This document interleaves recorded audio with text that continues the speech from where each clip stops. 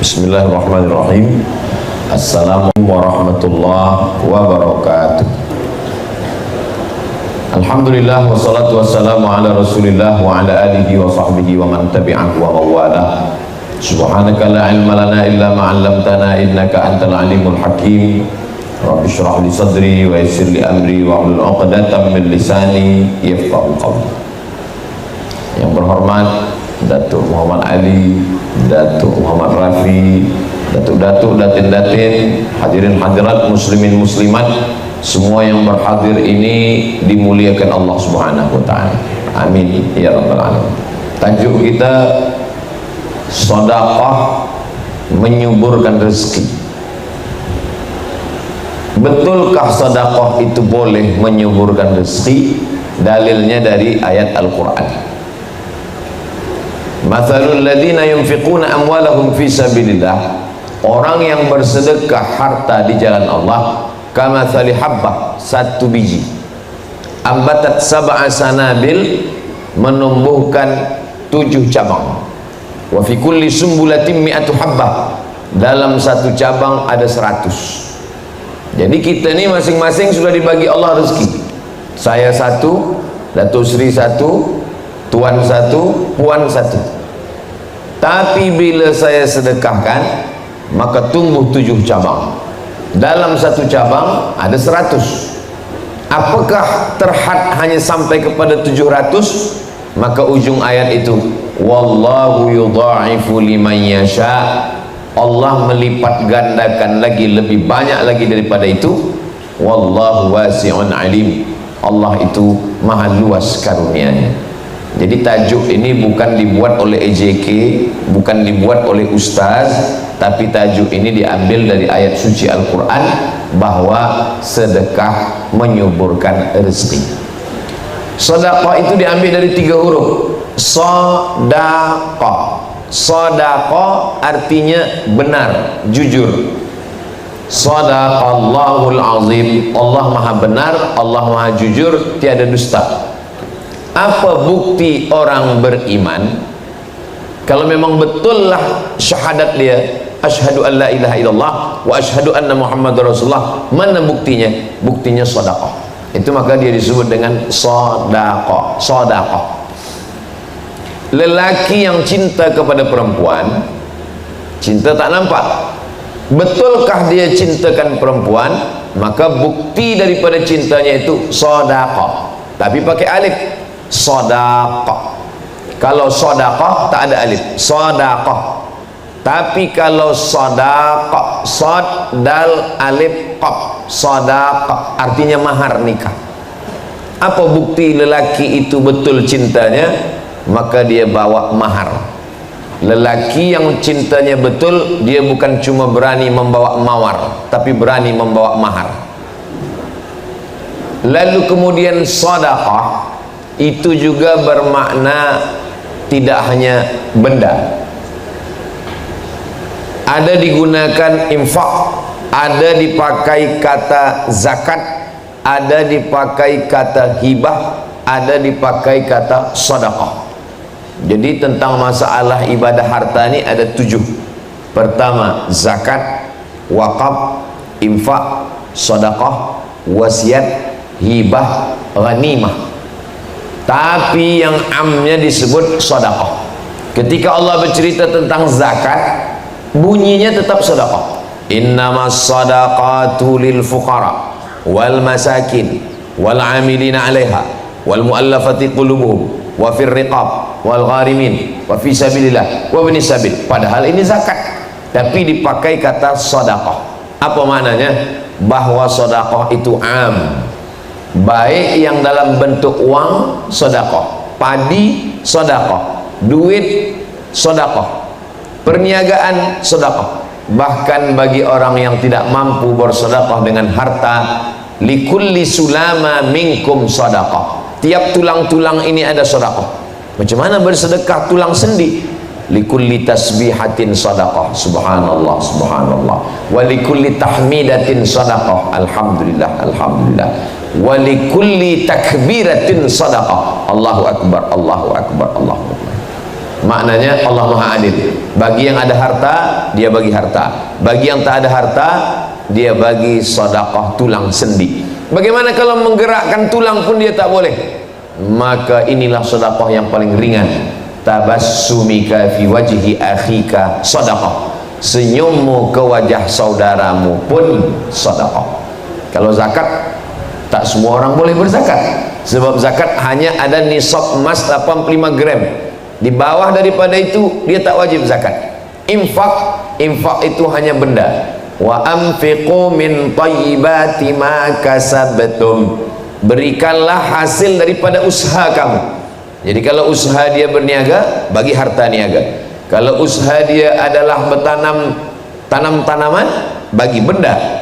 Tapi sedekah lebih ringan, lebih mudah. Yang tak ada harta benda, yang tak ada tanam-tanaman, yang tak ada emas dan perak, maka dia boleh dengan tulang sendi dan dengan senyuman. Itu maka kalau kita buat box kotak, yang paling elok itu namanya kotak infak. Sebab kalau kotak sedekah, nanti bila lalu orang senyum saja. Sebab senyum juga adalah bagian daripada sedekah. Begitulah adilnya Allah Subhanahu wa taala. Di mana letak keadilan Allah? Kalaulah seandainya sedekah itu hanya bagi orang yang punya harta, apa kata orang yang tak ada harta? Macam mana kami nak berbuat baik? Allah Maha Adil. Tidak hanya satu jalan. Maka pintu surga itu ada salah satu pintunya, namanya babus sedekah, bagi orang yang bersedekah. Walaupun dia tak berzakat sebab tak ada nisab, walaupun dia tidak ada berwakaf kerana tak ada tanah lebar untuk berwakaf, tapi dia cukup dengan bersedekah, dia masuk melalui babus sedekah. Itu keadilan Allah Subhanahu wa taala. Salah satu sifat Allah adalah al-adlul latif. Adil, latif, lembut. Banyak manusia adil tapi tak lembut. Allah Subhanahu wa taala keadilannya amat sangat lembut, sehingga dia tahu perasaan orang yang beriman. Sedekah menyuburkan rezeki, menambah. Tapi juga sedekah menolak bala. Jadi kalau ada orang pagi dia bersedekah, lalu kemudian sampai petang dia tunggu, betul tak tazkirah Ustaz Abdul Somad di tunas hijau. Kalau tuan membeli nenas, cepat dipotong supaya tak layu. Namanya tunas, tapi udah banyak pokok kayu. Saya nak cuba betul ke kata Ustaz Abdul Somad, kalau bersedekah subur rezeki. Lalu dia cuba sedekah pagi, sampai petang tak ada pun dapat rezeki.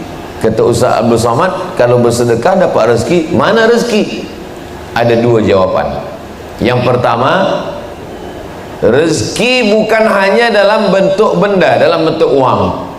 Hari itu kenal dengan sahabat yang baik, rezeki. Hari itu dapat jiran yang baik, rezeki. Hari itu dapat nasihat yang baik, rezeki. Karena rezeki maknanya semua yang baik membuat kita dekat kepada Allah Subhanahu wa taala. Rupa-rupanya kita selama ini dah dapat rezeki, tapi kita tidak menganggapnya sebagai rezeki. Ini kesalahan kita. Yang kedua, kita bersedekah pagi, sebetulnya dalam tulisan takdir di Lauhil Mahfuz, hari itu kita, maaf na'udzubillah, ada eksiden melanggar seekor kambing di jalan. Tapi kerana sedekah pagi itu, Allah elakkan sehingga kita tidak jadi melanggar kambing.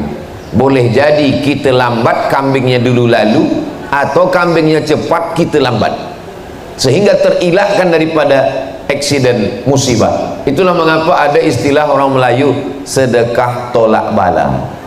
Pindah rumah sedekah tolak bala, nak buka kebun sedekah tolak bala. Dari mana datang istilah sedekah tolak bala ini? Sedekah tolak bala dari hadis Nabi SAW. As-sadaqatu tadfa'ul bala. Sedekah menolak bala.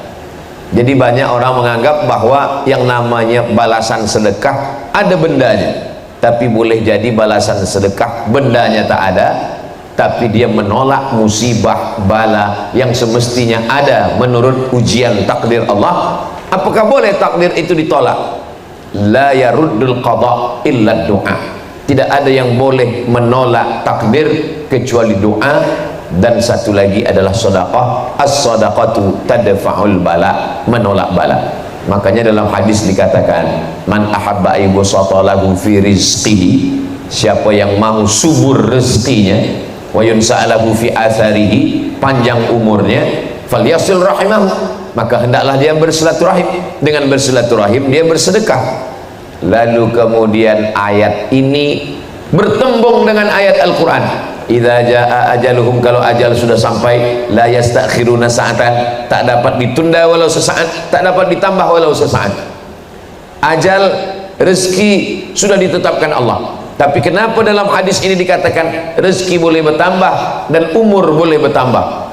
Maka ada dua jawaban, kata Syekh Muhammad Mutawalli Asy-Sya'rawi dalam kitab Al-Fatawa Al-Kubra. Jawaban yang pertama, memang betul rezeki itu bertambah dan umur itu memang betul-betul bertambah karena sedekah dan silaturahim. Umur saya umpamakan 50, lalu kemudian kerana bersedekah bersilaturahim ditambah Allah. Kenapa boleh bertambah? Padahal sudah ada takdir. Yamhullahu ma yasha, Allah maha kuasa menghapus suratan takdir. Wa yuthbit, dan Allah kuasa juga untuk menetapkan takdir. Wa indahu ummul kitab, kerana Allah yang memiliki ummul kitab, induk dari segala kitab, adalah Lauhul Mahfuz. Jadi memang betul-betul boleh umur bertambah dan rezeki bertambah. Tapi ada jawaban yang kedua, umur tidak bertambah, rezeki tidak bertambah, tapi yang bertambah itu adalah barokahnya. Umur tetap 50, tapi barokah umur lebih daripada orang yang berumur 100 tahun.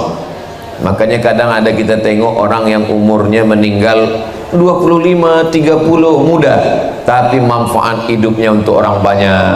Sempat membina masjid, sempat menolong anak yatim, menyekolahkan fakir miskin, tahfiz Quran. Maknanya umur tak bertambah, tapi nilai umur bertambah. Untuk memudahkan kita memahami tentang bertambah tak bertambah ini, botol air minum yang ada di hadapan saya isinya 300 ml, dan dia tidak boleh bertambah. Tak boleh bertambah, sebab kalau bertambah dia tumpah. Begitu juga di umur tak bertambah, tapi harganya boleh bertambah. Kalau isinya air putih, mungkin harganya 3 ringgit, 5 ringgit. Tapi kalau isinya madu, maka harganya boleh menjadi 100 ringgit. Kalau isinya air zam-zam, berangkat haji dan umrah dulu baru dapat air zam-zam. Maknanya isi tidak bertambah, tapi nilainya bertambah lebih. Begitulah agaknya umur kita. Umur kita tak bertambah, tapi nilai yang diberikan Allah pada umur itu berlebih. Kenapa? Karena sedekah yang diberikan Allah kepada hati orang beriman, sehingga terbukalah dia. Adapun tentang masalah sedekah ini, banyak sekali hadis-hadis Rasulullah sallallahu alaihi wasallam. Di antaranya, kullu mri'in tahta zilli shadaqatihi. Nanti pada hari kiamat kita semua berada di padang mahsyar panas terik. Selalu diungkapkan panasnya seperti sejengkal matahari dari ubun-ubun kepala. Ada yang tenggelam kerana peluh hingga ke lutut, ada yang hingga ke pinggang, ada yang ke leher, ada yang tenggelam. Tapi kemudian ada orang yang tak merasakan panas sama sekali. Siapa mereka? Kullu mri'in tahta zilli shadaqatihi, orang akan bernaung di bawah naungan sedekah. Mudah-mudahan di Labuan kita tak terasa panas, di padang mahsyar pun tidak juga kepanasan, insyaallah. Itu karena sedekah kita. Lalu kemudian bagaimana dengan sedekah? Sedekah ini kan ada yang banyak, ada yang sedikit. Begitu jugalah nanti di padang mahsyar, ada yang atapnya kuat kokoh, ada yang kurang kuat, ada yang ikhlas, ada yang kurang ikhlas. Kita husnuzan kepada Allah subhanahu wa ta'ala. Bagaimana? Pokok-pokok kayu semua tercabut. Wa takunul jibalu kal ihnil manfush. Gunung-gunung, bukit-bukit macam bulu kambing yang dihembus angin. Maka pokok kayu tak ada, rumah tak ada, kubah tak ada, semua tak ada, rata semuanya. Tapi ada orang yang mendapatkan naungan arasy Allah, itulah orang yang bersedekah.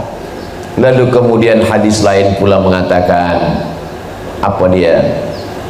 Dawu mardakum bis sadaqah, obati orang yang sakit di antara kamu dengan bersedekah. Datanglah seorang yang sakit lama tak sihat, minta fatwa kepada seorang ulama ahli hadis namanya Imam Abdurrahman bin Mahdi. Wahai Imam Abdurrahman bin Mahdi, ya, saya minta fatwa kepada engkau tentang penyakit saya. Kamu sudah berobat? Sudah. Sudah pergi ke tabib? Sudah. Sudah makan minum madu Habba Sauda? Sudah.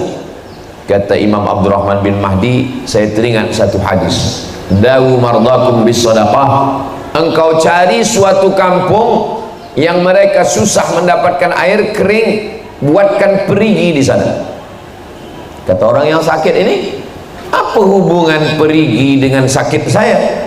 Sebab saya pernah mendengar hadis dawu mardakum bis sadaqah, obati orang yang sakit dengan sedekah. Saya tengok sedekah yang paling elok adalah memberikan air, maka engkau buatkan. Dia pun pergi membuatkan perigi, dia upahkan sebab dia sakit. Lalu selepas itu orang kampung minum. Lalu selepas minum orang kampung berdoa, ya Allah, orang yang membuatkan perigi ini berikanlah dia kesehatan, panjangkanlah umurnya. Maka menurut akal tak ada hubungan antara sakit dengan perigi. Tapi bagi orang yang bertauhid, yang sakit itu datangnya ujian dari Allah, yang berdoa setelah dapat air dari perigi juga berdoanya kepada Allah, bertemu doa pada Allah Ta'ala. Innama amruhu idza arada syai'an ayyakula lahu kun fayakun. Maka di antara ujian sakit, tidak ada orang yang sakit. Bezanya dulu kita menganggap penyakit itu sebagai laknat. Dalam Islam, penyakit adalah salah satu cara Allah menaikkan darjah, memberikan pahala sabar, memberikan pahala ridha, dan menghapuskan segala dosa. Mudah-mudahan yang sakit di antara kita diberikan Allah kesembuhan dan kesehatan. La yusibul mu'min min nasabin wala wasabin wala saqamin wala syaukin. Kalau ada penyakit, susah hati, kerisauan, sampai duri yang mencucuk tapak kaki, illa kafarallahu anhu biha sayyi'atuh, Allah Ta'ala mengampunkan, menghapuskan segala dosa dan kesilapannya. Begitulah Allah Subhanahu wa Ta'ala. Berikutnya juga bahwa sedekah itu menghubungkan kita dengan orang yang sudah lama mati, meninggal dunia. Ayah kita, ibu kita meninggal dia. Mereka tidak disebut di alam akhirat karena dunia belum kiamat. Tapi mereka juga tidak disebut dunia karena mereka sudah meninggal. Maka antara akhirat dengan dunia ada satu alam. Alam itu disebut dengan alam barzakh.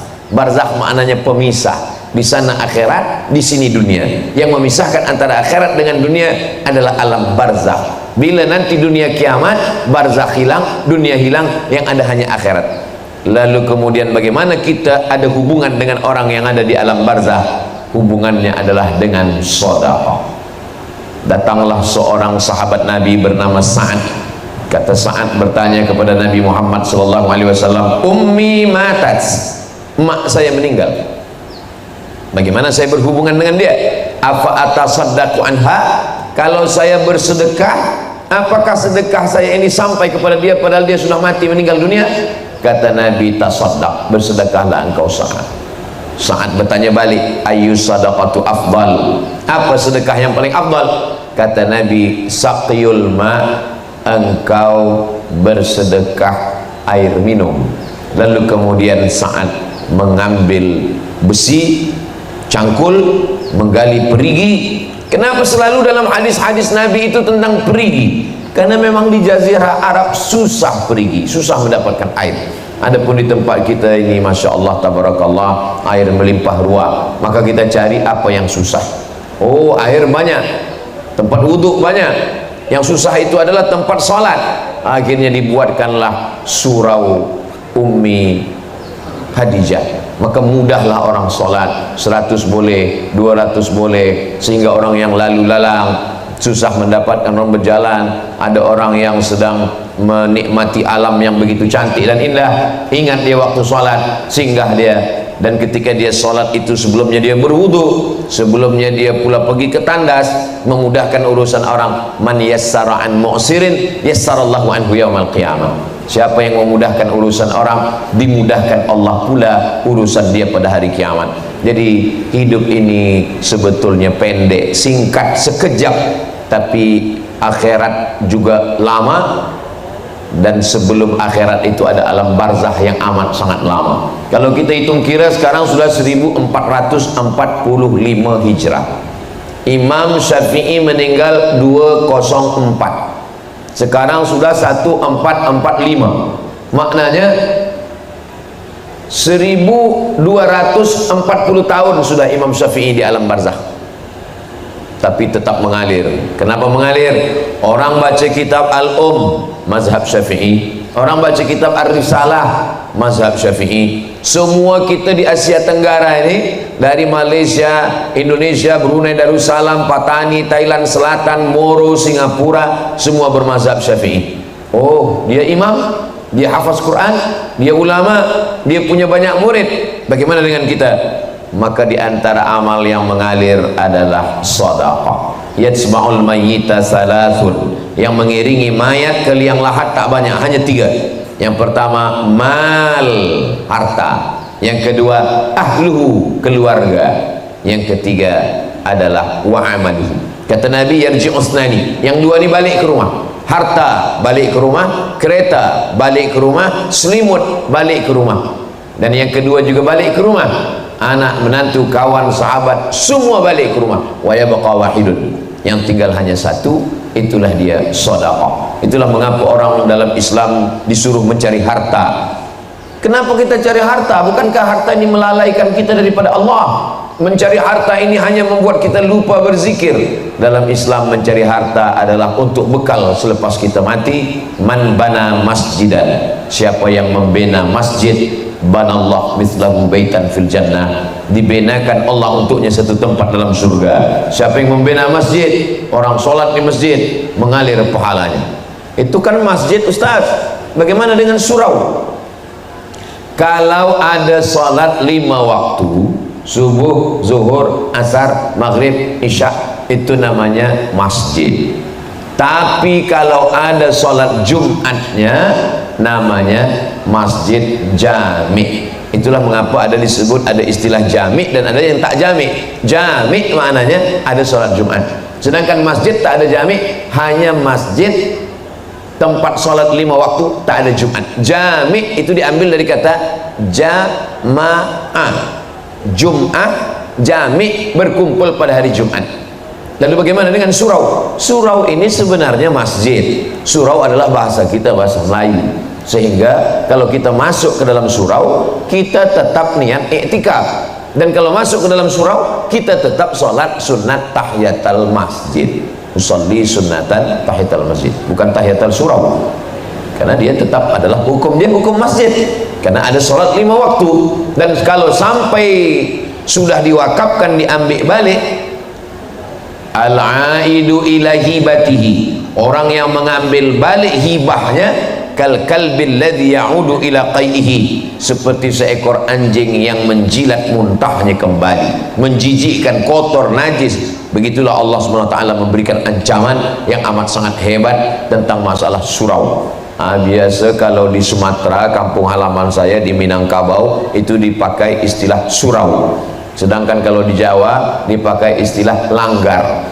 Tapi itu semua adalah tempat sholat 5 waktu, subuh, zuhur, asar, maghrib, isya.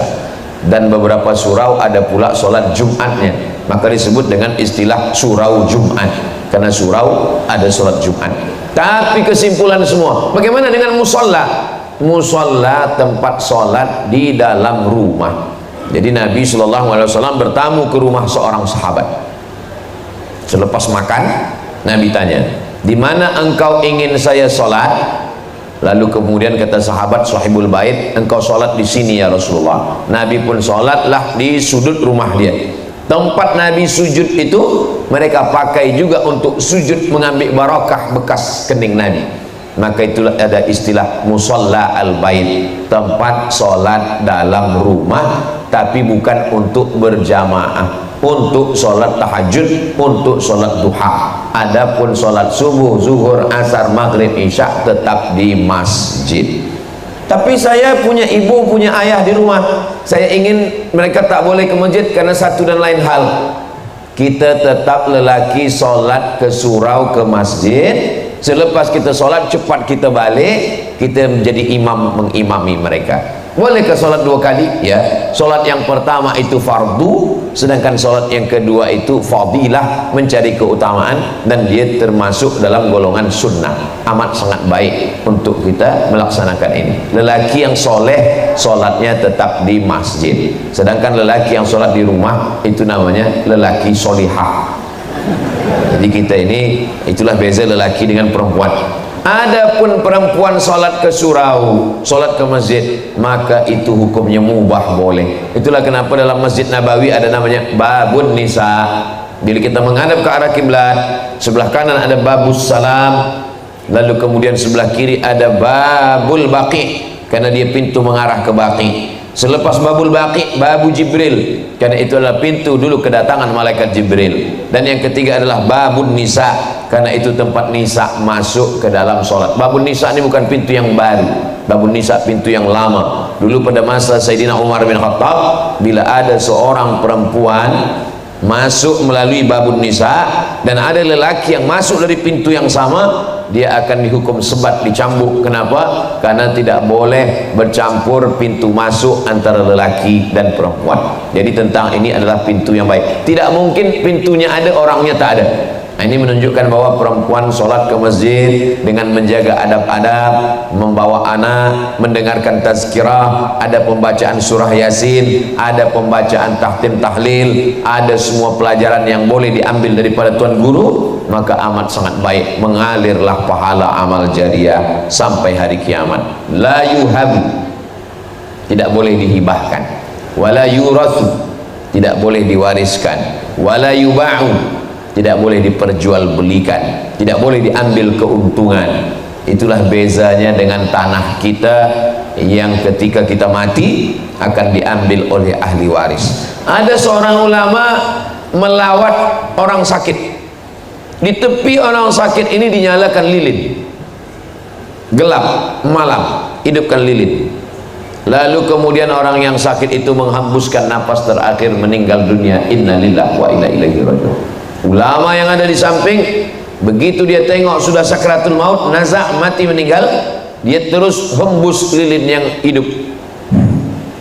Hadirin yang hadir terkejut. Tuan guru, kenapa lilin dihembus? Mati, gelap kita satu ruangan ini. Mestinya ada orang mati, lilin makin banyak dipasang, karena orang makin banyak datang. Kata tuan guru, tadi waktu dia sakit, lilin ini halal kita pakai, karena lilin ini milik dia dan dia tahu lilin yang hidup dipakai.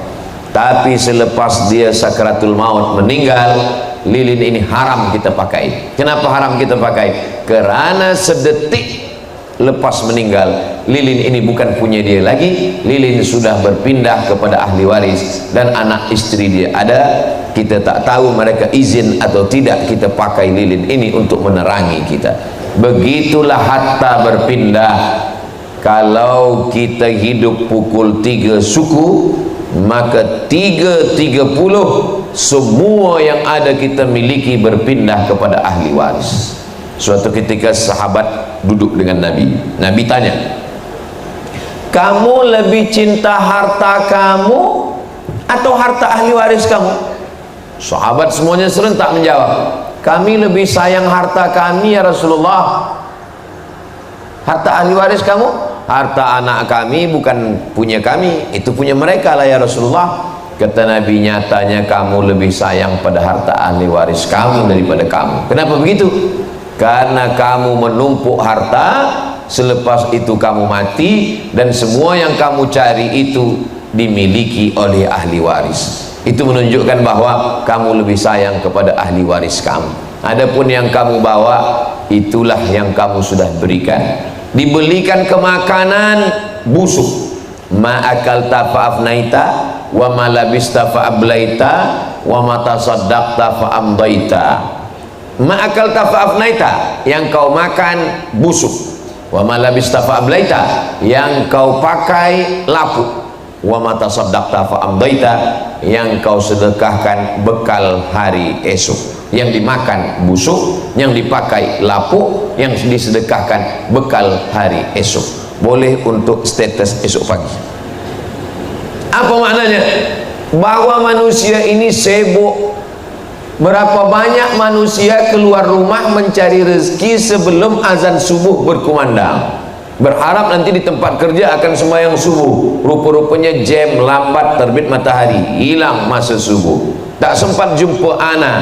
Balik bekerja, anak pun sudah tidur, tak nampak lagi. Berkumpul keluarga pun tidak. Lalu kemudian pukul siang zuhur, meeting, kumpul, bertemu, akhirnya juga tak sempat lagi sembahyang. Petang pun juga begitu. Nantilah sembahyang maghrib di rumah. Rupanya sampai di rumah pun sudah habis maghrib isya, letih, mengantuk, tertidur. Esok pagi berulang lagi. Terbiasa setiap hari, akhirnya lupa sembahyang, terlambat makan, masuk hospital.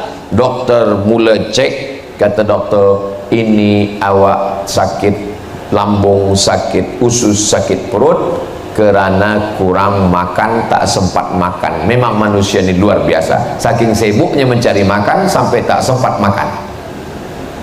Begitulah manusia pada akhirnya, dan puncanya adalah mati menghadap Allah Subhanahu wa taala. Apa yang dibawa?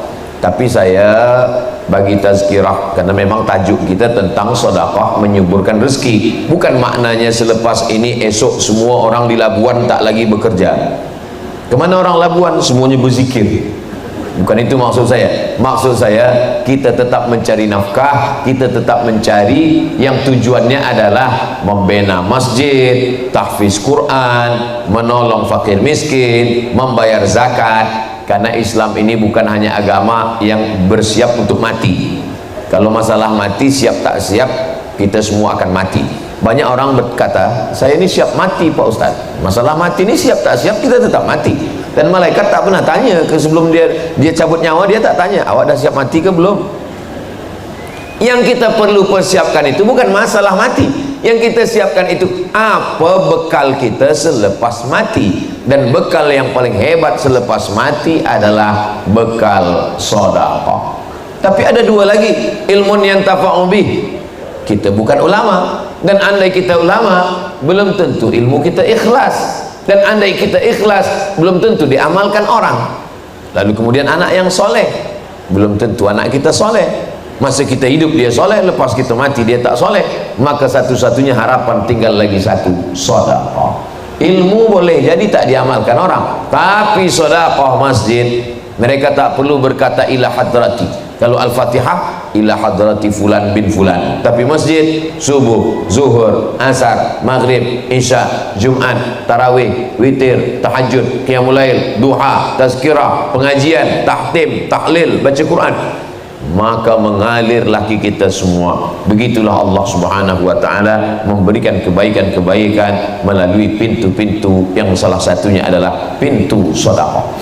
Makanya orang yang beruntung, kata Allah, wa may yuqashuha nafsihi, siapa yang selamat daripada sifat bakhil, fa ulaika humul muflihun, itulah orang yang menang. Peniaga yang menang kalau modalnya sedikit, untungnya banyak. Doktor yang menang kalau banyak orang sakit. Tapi dalam Islam siapa orang yang menang? Orang yang selamat daripada sifat bakhil. Kenapa? Karena orang yang bakhil menyimpan harta, dan harta itu tak sempat dimiliki, karena yang akan memilikinya adalah ahli waris. Ada sifat manusia dua, jama'a malahu wa addada. Jamaah mengumpul, addada menghitung. Kumpul hitung, kumpul hitung, kumpul hitung, mati. Tak sempat menikmati sama sekali. Dimakan pun tidak, dipakai pun tidak. Saya dalam satu tazkirah dijemput makan. Masa sedang makan, saya makan sikit. Kata Tuan Haji yang menengok, Ustaz jangan tahan-tahan makan. Jangan Ustaz macam kawan saya, kata dia. Saya tanya, kawan Tuan Haji macam mana? Kawan saya ni kaya Ustaz Abdul Somad. Kalau lalu kita duduk tepi jalan, lalu 10 lori, 7 punya orang, 3 punya dia. Oh, kaya betul, ya. Mana dia sekarang? Mati Ustaz. Dan tak sempat dinikmati. Ada sempat dia bina masjid surau, tak sempat Ustaz. Kenapa? Bakhil. Ustaz menceritakan aib orang lain, tak ada sebut nama. Kalau kita sebut nama orang baru tak boleh. Kita ambil iktibar pelajaran bahawa semua akan berakhir, yang kekal abadi adalah sedekah. Begitulah kita tengok semua orang-orang besar, yang pertama dia bina adalah masjid. Ketika Nabi sampai di Quba, Masjid Quba. Sampai di Madinah, Masjid Nabawi. Datang Amr bin As sampai ke Mesir, Masjid Amr bin As. Dan hampir semua raja-raja Melayu, sultan-sultan meninggalkan masjid. Kenapa? Mereka ingin mendapatkan amal jariah selepas menghadap Allah Subhanahu wa taala. Ma la yudraku kulluh, la yutraku kulluh. Kalau tak boleh membina satu masjid, jangan tinggalkan semua. Mungkin kita tidak banyak yang boleh kita buat, maka jangan sampai kerana tak mampu membuat satu masjid lalu kita tinggalkan semua. Kalau boleh apa yang kita boleh buat, maka kita lakukan. Tapi Ustaz Abdul Somad tak ada ikut membina surau Ummi Hadijah. Saya tak ada ikut bina, saya ikut perasmiannya saja. Apa maknanya?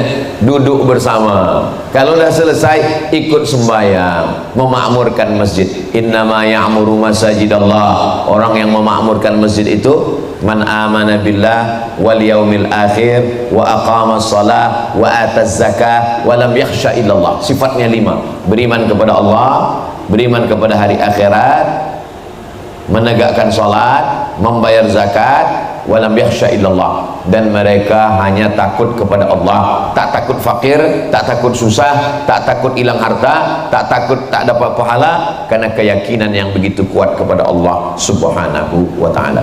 Lebih kurang 45 menit saya sampaikan tajuk kita pada petang hari ini. Mudah-mudahan menjadi bekal yang menyampaikan dan yang mendengar. Siapa yang paling mulia di antara kita? Yang paling ikhlas, yang paling takut kepada Allah Subhanahu wa taala. Terima kasih. Wassalamualaikum warahmatullahi wabarakatuh. Terima kasih Al-Fadil Profesor Dr. Haji Abdul Somad yang telah menyampaikan ceramahnya pada petang ini, yaitu bertajuk Indahnya Infak Menyubur Rezeki. Tak sangka Al-Fadil Ustaz juga memang teror patut. Saya nak jawab kepada Ustaz. Jawapannya begini Ustaz. Di desa hijau tanam nenas rapat-rapat. Terima kasih. Ceramah yang disampaikan oleh Al-Fadil Ustaz memang cukup penas. Semoga kita semua mendapat berkat. Masya Allah, barakallah, barakallah. Dan satu lagi pantun, Pulau Labuan tiada bukit, ada pun bukit tidak tinggi. Walaupun kesempatan bersama Al-Fadil Ustaz cuma sedikit, insya Allah dengan kesempatan kita berjumpa lagi. Baik, sebelum mari kita berakhir seperti biasa, kita diberikan dengan banyak soalan ini, tapi saya akan pilih 2 sahaja. Dan soalan kepada Al-Fadil Ustaz, soalan yang pertama Ustaz, siapakah orang yang diberi keutamaan untuk kita berinfak, dan apakah nasihat Ustaz kepada orang yang takut untuk berinfak Ustaz? Ada seorang bersedekah, lalu kemudian malamnya dia dibagi tahu, kamu tadi siang bersedekah. Iya. Orang yang kamu bagi sedekah itu orang kaya. Oh, dia bukan orang susah, bukan orang kaya. Kemudian dia bagi tahu ke Nabi, kata Nabi, orang yang kamu bagi kaya itu, mudah-mudahan dengan sedekahmu itu terbuka pintu hatinya untuk bersedekah pula. Jadi jangan berkecil hati kalau kita tersalah sedekah. Siangnya dia bersedekah, malamnya dia bagi tahu, kamu tahu siapa yang kamu sedekah tadi? Tidak. Yang kami bagi sedekah itu dia adalah orang yang bakhil. Kata Nabi, orang yang kamu bagi bakhil tadi, dengan sedekah engkau sihatlah dia daripada penyakit bakhil. Siangnya dia bersedekah, malamnya orang bagi tahu, kamu tahu siapa yang kamu sedekah tadi? Tidak. Mohon maaf, dia pezina. Kata Nabi, orang yang kamu bagi tadi orang pezina, dengan sedekahmu maka berhentilah dia daripada perbuatan zina. Jadi kalau sudah terlepas pernah memberi sedekah, jangan menyesal dan jangan pula diminta balik. Adapun tentang yang paling baik kita bagi sedekah adalah ahwajun nas, siapa yang paling memerlukan, itu yang kita bagi. Ada orang fakir, ada orang miskin. Maka yang paling memerlukan fakir. Sebab kalau miskin dia masih ada harta tapi tak cukup. Tapi kalau fakir tak ada sama sekali, maka kita bagi fakir. Ada fakir, sama-sama fakir, tapi yang satu fakir ni jiran kita, yang satu fakir ni tak jiran, kita bagi jiran. Kenapa? Karena dia ada hak jiran dekat dengan kita. Sama-sama fakir, sama-sama jiran, tapi yang satu ni ada hubungan kekerabatan, ada hubungan kekeluargaan, maka kita bagi yang ada 3: fakir, jiran, dan ada hubungan. Itu kalau, tapi kalau banyak kita bagi semuanya. Begitulah Allah Subhanahu wa taala memudahkan kita. Adapun orang yang bakhil, pelit, kita bagi tazkirah tak masuk ke telinganya, maka kita bawa dia ke hospital menengok orang sakit. Kumpulkan semua persatuan jamaah orang-orang bakhil, bawa ke hospital, tunjukkan yang harta awak selama ni simpan tak nak keluar, tengok tak ada gunanya lagi. Apa lagi, makan sedap pun tak lalu, apa pun tak ada guna lagi. Nak beli apa? Sekaya-kaya orang, duit banyak, pakaian paling tebal hanya 3 lapis. Lapis dalam 1, lapis luar 1, lapis luar sekali 1. Kalau ada orang pakai baju hingga 4 lapis, itu bukan kaya, demam. Sebanyak-banyak orang makan, paling tambah 3 kali. Sekali kurang sikit, 2 kali kurang, 3 kali, lepas tu kenyang. Kalau ada orang yang sampai 4-5 kali, itu bukan lagi sihat. Apa maknanya? Kita ni terhad. Hidup ni cuma 2, makan pakai, cukup makan cukup pakai. Lebih daripada itu pakai untuk menolong agama Allah SWT. Bila dah dibawa ke rumah sakit, ke hospital, tak juga berubah, maka last sekali kita bawa menengok orang mati ke liang lahat. Tunjukkanlah kepada dia, tengok liang lahat. Adakah dibawa semuanya? Semuanya tinggal. Sekaya-kaya orang, 2 lapis, 3 lapis, 5 lapis, 7 lapis, itu dah kaya betul. Lebih daripada itu semuanya tinggal. Orang yang berniaga kain pun tak banyak bawa kain menghadap Allah SWT. Apalagi lah kita, yang kita bawa cukup untuk menghadap Allah Subhanahu wa taala. Lebih daripada itu kita tinggalkan untuk anak cucu kita. Tak juga boleh kita bagikan sedekah semua. Jangan sebab tazkirah Ustaz Abdul Somad semua dibagikan fisabilillah, tak boleh. Sebab kita tak boleh meninggalkan ahli waris dalam keadaan miskin. Antada'a warasataka aghniya, engkau tinggalkan ahli warismu dalam keadaan mampu, khairun, lebih baik min antada'ahum alatan, daripada kau tinggalkan mereka dalam keadaan miskin susah, yatakaffafuna 'alan nas, meminta-minta kepada manusia. Demikian, wallahu a'lam bishawab. Baik, soalan yang kedua Ustaz, apakah yang dimaksudkan rezeki yang halal dan apakah amalan-amalan yang boleh menyuburkan rezeki? Kalau umur yang ditanya cuma 1, an umrihi fima afnah, umur kemana kau habiskan. Kalau ilmu yang ditanya cuma 1, an ilmihi fima amil, ilmu sudahkah engkau amalkan. Kalau badan yang ditanya cuma 1, an jismihi fima ablah, badan sudahkah kau pakai untuk beribadah. Tapi kalau harta, soalannya 2, min ainak tasabahu, dapatnya dari mana, wa fima anfaqahu, dipakai kemana. Harta ini macam tali, pangkalnya mesti betul, ujungnya mesti betul. Ada orang pangkalnya betul, ujungnya tak betul. Berniaga, berkebun, ujungnya dipakai main judi, tak betul. Ada pula orang pangkalnya tak betul, khamar, berniaga haram, riba, tapi dia pakai pergi umrah, dia pakai sedekah. Bila ditanya, itu harta engkau haram.